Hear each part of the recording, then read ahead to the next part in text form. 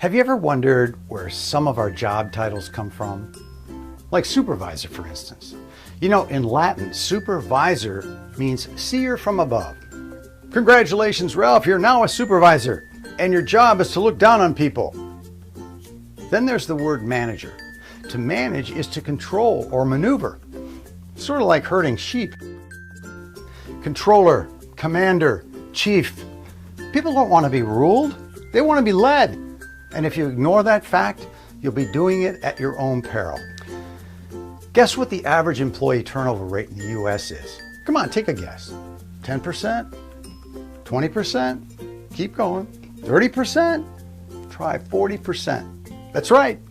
4 out of every 10 of your employees could leave this year. Just 10 years ago, that number was 23%. Now, we all know that there are a lot of reasons for this. One of the most obvious is the bad boss. You have no brain. But what about the effects that a poor communicator can have on people? You know, someone who gives poor direction, doesn't listen, fails at motivating people. I will need to go through all the projected earnings for each quarter based on statistical forecasting. Now, I know this might not be that interesting to you, but it is something I feel needs to be done for you to fully understand where the company's heading now. It's very common for companies to promote people because they did their job well and got results. But when it comes to knowing how to influence and inspire people, well, we get the leaders we deserve. If we were all born leaders, there'd be no problem. But most of us learn how to lead others through trial and error. And the biggest errors people make are communication errors. They either say the wrong thing or say the right thing the wrong way. What's more, most people in management positions lack the necessary confidence to communicate effectively. I say that because in a recent Harris poll, 65%, that's almost 7 out of 10 managers admitted that they were uncomfortable communicating with employees. But where do you go to give your people the confidence they need?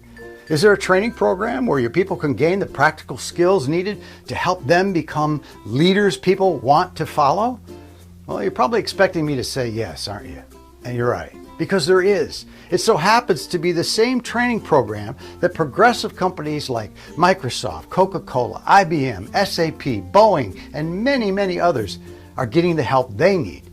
We call it storytelling for leaders. Yep, I said storytelling.